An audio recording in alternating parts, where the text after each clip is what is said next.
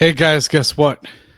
In this episode, I'll be talking about the Hurricanes prospects.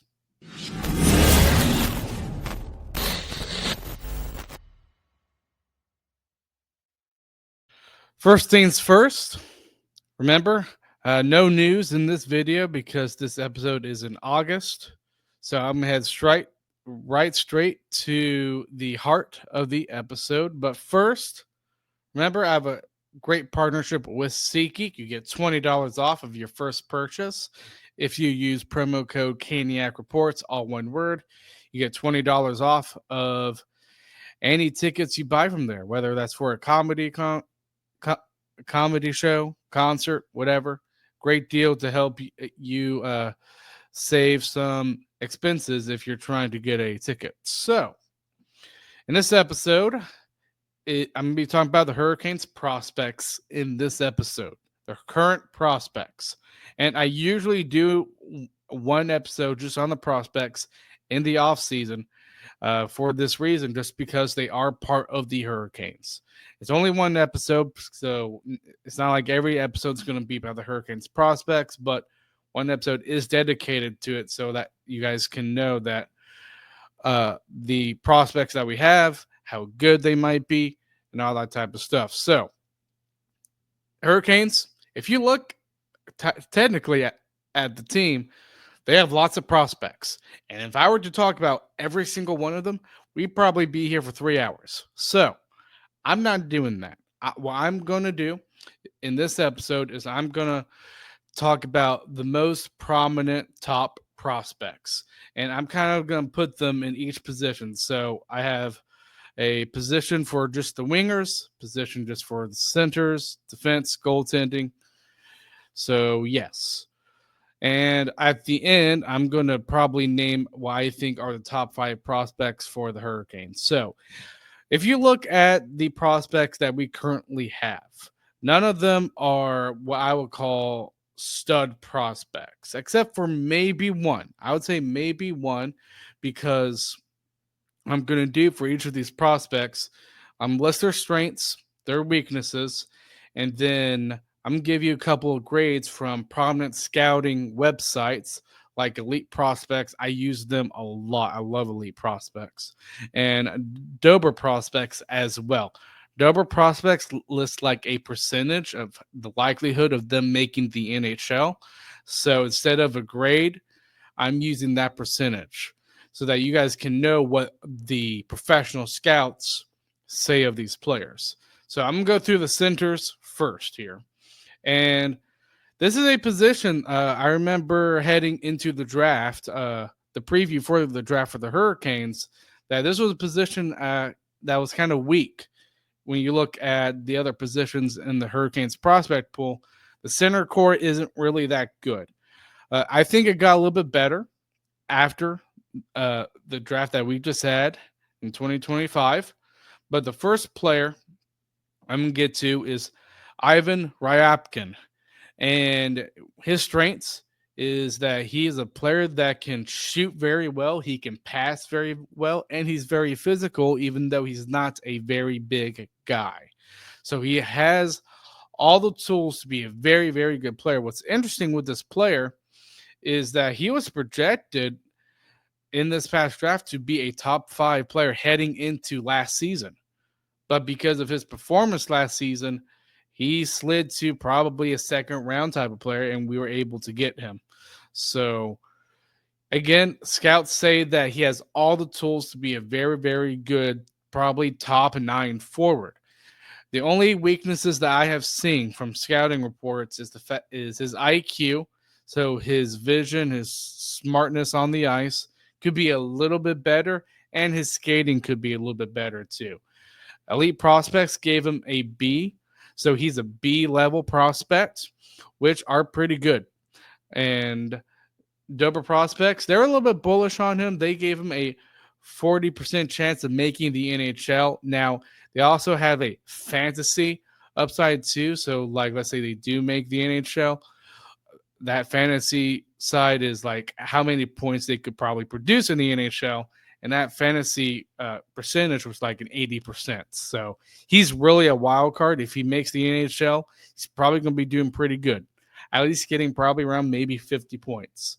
But he, because he has all the tools, he really does. From what scouts say and from what I've seen, it's just can he put it together? And he also has a bit of an attitude problem, from what I've heard, but you never know. He's a B-level prospect, so that's not bad. I finally prospects a very very reputable website in terms of prospects on hockey players. So the next center, again, I only have two centers on here, Ryopkin and then Justin Robidas. And the reason why I put Justin Robidas on here is just to show you guys just how bad our center core kind of was before we added Ryopkin.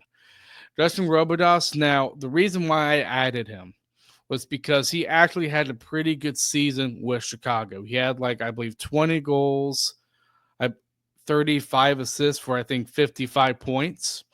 So that's not bad with Chicago. If you guys even remember, we kind of brought him up for a game or two. I didn't think he looked bad, but the scouts do not like him. Elite Prospects named him as a D level prospect, and Dober Prospects said that his likelihood of making the NHL is a 45%.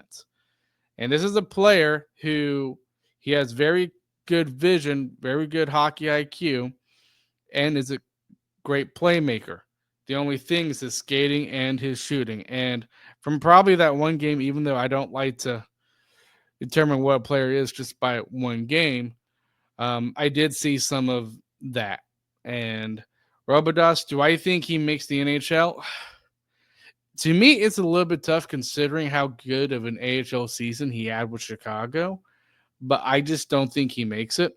And there, as you guys will know, if you don't already, there are plenty of players in the AHL that are very, very good that just don't pan out in the NHL. That's just unfortunately the reality of the situation. So those are the only two centers that I consider to be somewhat prominent in the Hurricanes prospect pool. I'm telling you, you look at the Hurricanes prospect pool, they probably have like 30 or 20 to 30 prospects. And I'm not going to spend 3 hours going through all of those prospects. I'm only listing the prominent ones based on research that I've gotten from scouting websites and from The Athletic.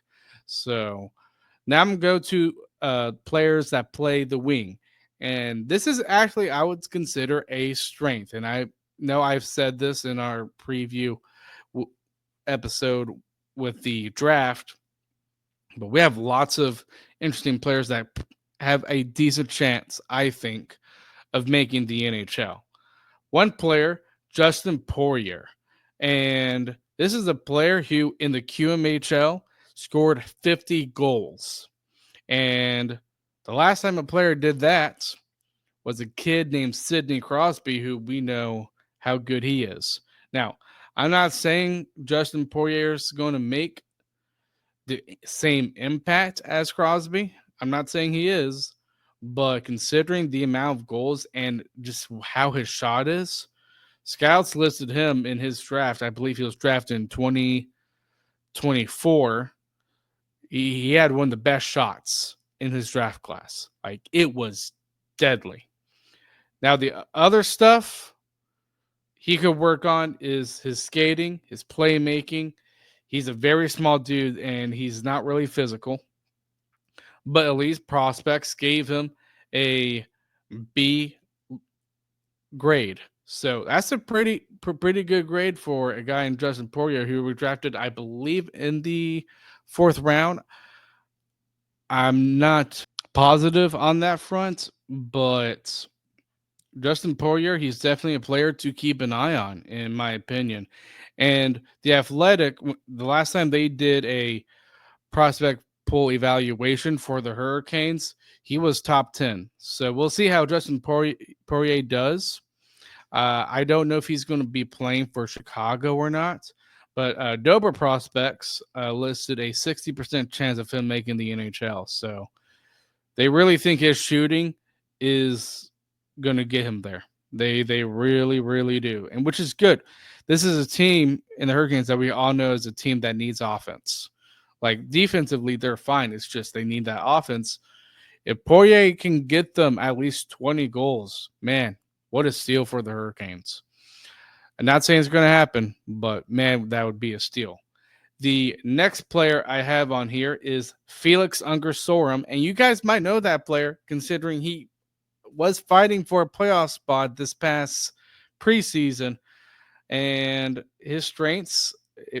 If you have seen him during the preseason, and I can see why scouts listed these as his strengths, his playmaking, his hockey IQ, and he is a great puck handler as well.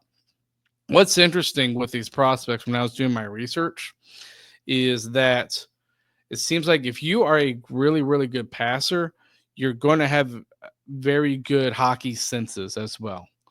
Because that's what I'm seeing with a lot of these scouting reports of these players that are really good playmakers. Because if you're a good playmaker, chances are you have a pretty good hockey IQ. So the only type of weaknesses I saw of Ungersorum was he could be a little bit more physical. He probably could build up more muscle too, I would say, and his skating ability. Elite prospects, surprisingly, I thought I was shocked when I saw this, but they listed him as a C-level prospect. Now, Dober prospects listed him as an 85% chance of making the NHL. Now, his fantasy upside isn't up there as the likelihood of him making the NHL, but it seems like this is a player who might not have a very high ceiling, but is in a place to where he could make the NHL very, very soon. And we did see that, if you guys remember watching the preseason, these past couple preseasons. So the only thing with Ungersorum, from what I heard, is that they were trying him at center, and I don't know if that worked. The reason why is because his past full season with Chicago, he only got like 20 points. So we'll see how he does next season. I do think he's going to be with Chicago again next season just because, I mean, this is a team that's vying for the Stanley Cup. You're not going to have lots of openings for prospects to come in. You're just not. So it's going to be interesting to see how Ungersorum develops, I think probably in year 2 with Chicago. The next player, it seems like scouts love this guy, and he might be our highest level prospect. There's one that I'll get to after him, but that is Nikita Artemonov. And this is a player who is a player that where it seems like he has a sixth sense when he's on the ice. He is very, very smart with the puck. Very smart. He's also a very good puck handler, and he has that motor. So when I saw that, I was like, there must be shades of Stankoven maybe in Artemonov's game.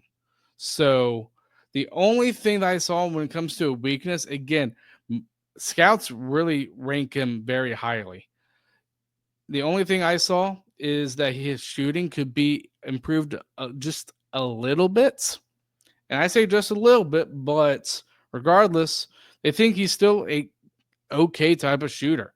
Elite prospects, guess what? They gave him a grade A. Like he's an A-level prospect. And it doesn't surprise me. If you look at his point production in the KHL, which is arguably the second toughest division behind the NHL, he put up very, very impressive numbers. And Dober prospects, they think there's a 75% chance of Nikita Artemonov making the NHL. And they also have very good point projection for him in the NHL too. So he might be our best prospect. He arguably very, very well might. It's going to be interesting to see what he does this upcoming season. And it's going to be very, very fascinating. It seems we might have struck gold on another Russian player because the other Russian Nikishkin. Now, for the record, I do not have Nikishkin on this episode. The reason why is because since he's already played NHL games, I've always considered him as being graduated from the prospect level. So, but Nikita Arnamonov, we might have struck gold with him. We'll see. If he can be a 60, 70 point player, man, that'd be freaking amazing. Really, really would. Okay, so the next winger, Bradley Nadeau. And I'm sure that does not come to a shock to hardly anyone at all. We know Nadeau, he has the shot. And all the scouts say that he has one of the best shots that they have seen.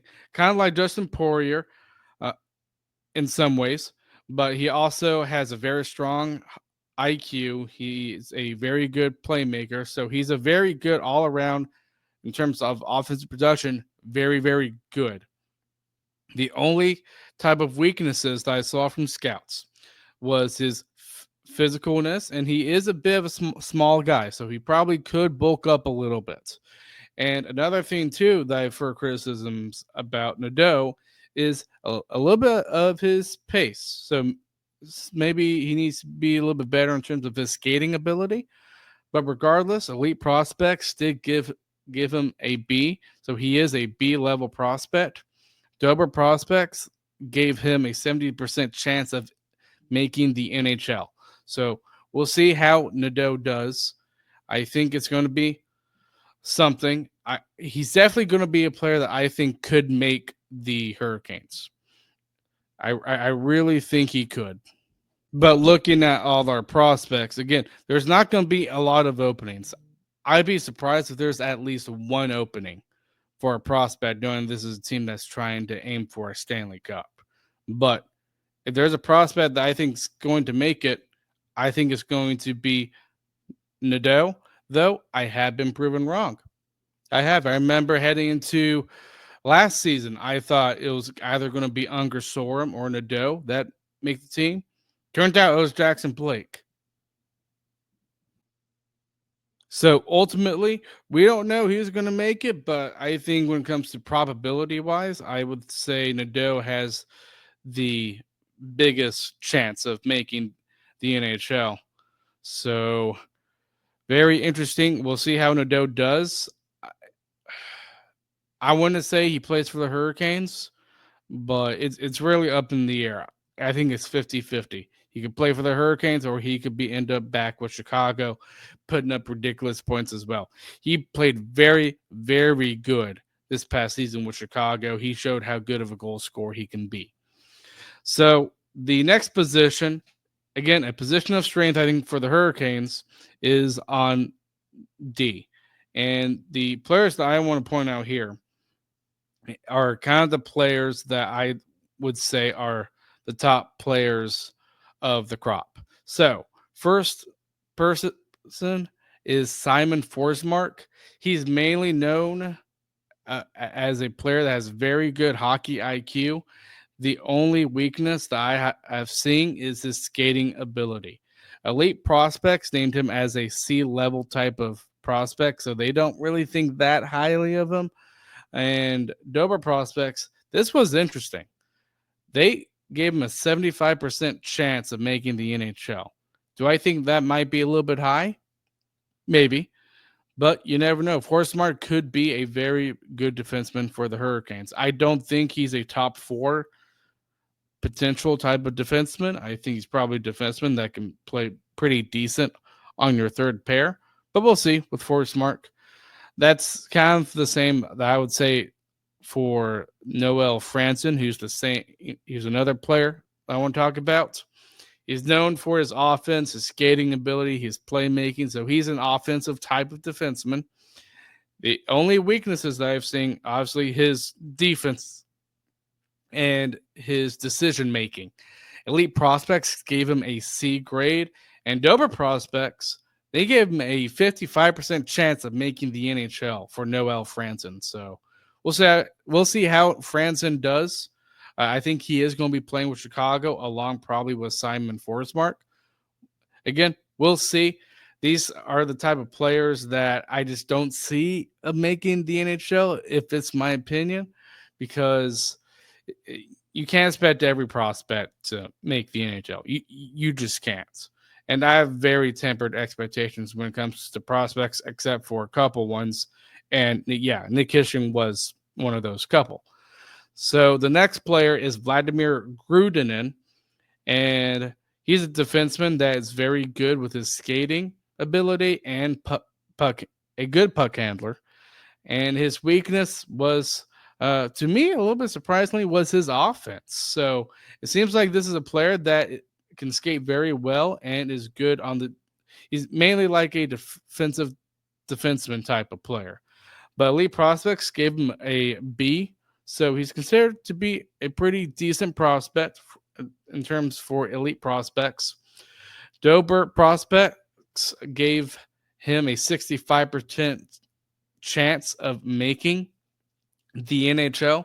We'll see how Grudinin does, but again, as you can tell, when it comes to our prospects as a whole, we don't really have that big name guy, but we have lots of good prospects that have decent chances of making the NHL. Doesn't mean there are, but we do. I'm sure you've noticed so far in this episode, a lot of B level, C level prospects. The next player is Kurbin Limitov. We just drafted him in the 2025 draft. We actually traded up to get him. And he's a player who is known to be pretty physical. He's a big defenseman and has really good skating ability. The only weaknesses I've seen of him is his hockey IQ could be a little bit better. And for those of you who don't know who hockey IQ is, it's kind of like that sixth sense that I've talked about with Stankoven, and just vision too. A lot of scouts basically say it's the same thing as a vision. So another weakness is passing, and the lead prospects gave him a B, so another B level prospect. And Dober prospects gave him a 60% chance of making the NHL. The next player and the last player I'm going to talk about on defense. Again, this is a very deep, I think, prospect pool for the Hurricanes is on D. Dominic Badinka. And I think that is part of the reason why we traded Scott Morrow, because we have a player in Badinka that could possibly play in the top four. He is known to be a defensive type of defenseman that can skate very, very well. He's big, and he plays a bit of a physical game. Now, could he work on his offense? Yes, he very, very well could. Scouts do not like the offensive production that he's been having, but regardless, Elite Prospects gave him a B, and Dober Prospects gave him a 75% chance of making the NHL. So we'll see how Batinka does. I do think out of all the defensemen that we have here, I do think he is the best defenseman that we currently have. I know there are some prospects that I might not think of that you guys might like. Please feel free to DM them to me. I feel like there's one prospect that a couple of you listening to this episode be like, well, where's LeJolt? Well, I will say this about LeJolt. Scouts do not like him. They actually don't. And I'm only putting up so many prospects in this episode just because I usually like to go around 30 minutes. I can tell I'm already at 24 minutes, but that's another reason as well. So I just don't want to give you guys like information overload, because after defense, I have one more position left, obviously with goaltending, and that's a very, very short list. So we'll see what happens with Badinka. Do I think he makes the Hurricanes roster? No. You look at this blue line that the Hurricanes currently have, he has no chance of making the NHL this season. But I wouldn't write him off for probably the season after. Probably, I could see him making the team. Not this season, not next season, but the season after next season. I could see it because that's when Shane Gostisbehere's contract is up. And I feel like Badinka might replace Ghost. Not in terms of offense, but as just a player in, player out type of thing. So We'll see how Badinka goes. I think this is going to be his first year playing with Chicago. So it's going to be very interesting of him playing in the AHL for the first time. I hope he plays pretty good. So the next position and the last position I have here is goaltending. I only have two players because, like the center position, I think the Hurricanes, when it comes to the goalie position, very, very thin. So Semyon Frolov is, I think, the top prospect the Hurricanes have in terms of goalies. Elite Prospects gave him a C level grade.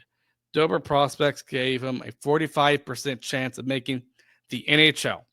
Now, here's the thing when it comes to goalies, in terms of prospects, they are highly unpredictable. There have been goalies in the past that we have drafted that were considered to be top goalies that have never hit the NHL. I think of Caleb Booth as a prospect that we had. He was considered a highly respected goalie when we drafted him. He never made it to the NHL. So that just shows how unpredictable and how tough it is to scout goalies. So you might see a C level grade for Frolov, but for what I've been hearing is that the potential for this guy is a 2A, 1B goalie in the NHL.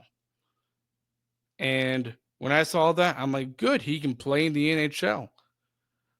But again, because of how unpredictable goalies are, I would not say that projection is gospel because he could be a starter in the NHL and no one knows.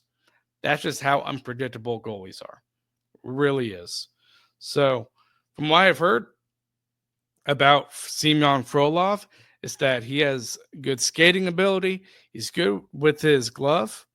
And the only weakness, I would say, or is his rebound control. So he could work on his rebound. Again, this is what I'm hearing from scouts, but it seems like Frolov is a player that could be pretty good for the Hurricanes in terms of goaltending. And I'm happy we drafted a player like him because he's a goalie that we kind of needed in our prospect pool because we are very, very thin there. And just to show how thin we are, the next goalie and the last prospect I'm going to talk about is Ruslan Kaziev. Now, he played for Chicago. He did not have good stats. Did not. And prospects do not like him. Probably the lowest grade on this list. Elite prospects gave him an F. An F. Yikes. And Dober prospects, what's interesting with Dober prospects is they gave him a 65% chance of making the NHL. But again, his fantasy upside of how he does in the NHL isn't good. So I guess you can take that for what it is. But from what I've heard from Kaziev, for those of you who haven't watched him in the AHL, he doesn't really have a foundation of putting things together. You see glimpses of, well, this might be good. The way he positions himself might be good, or hey, that was a good catch with his glove there every now and then. But the fact is, scouts are saying he just doesn't really have a foundation at all. With Frolov, scouts are like, this guy has a foundation and he could be an NHL goalie.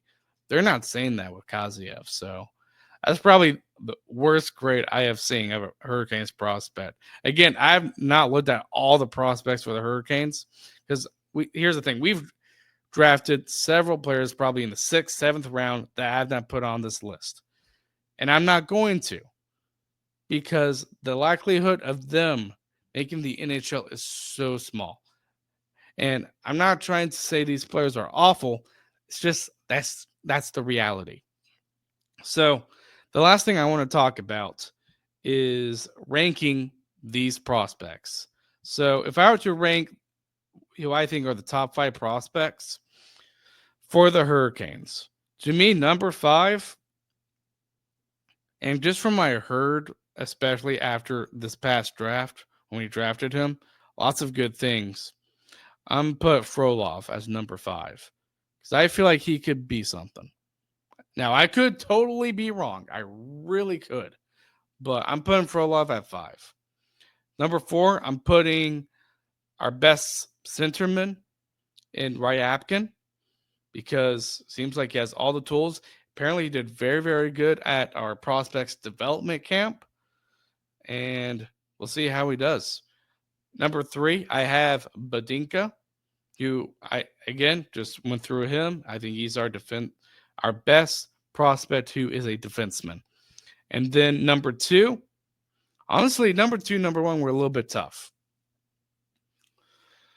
I'm going to say just because of how close he is of making the NHL, number 2 is going to be Artemonov. And number 1, again, I think he can make the team, and that's Bradley Nadeau.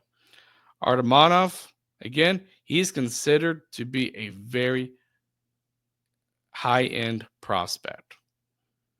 So I'm excited to see how he does. And Nadeau, I ranked him as number 1 just because he is the most popular among scouts in terms of ranking the prospects from each prospect pool of the NHL. So those are my rankings. Your ranking could be totally different, which is completely fine. It's just, again, whenever I try to make judgment calls on this podcast or on episodes, I always try to have an educated guess behind it. I just don't go, I try not to do wishful thinking or name calling or whatever, because that makes you, again, less credible of a person. So, hope you guys enjoyed this episode, and I will see you guys next time.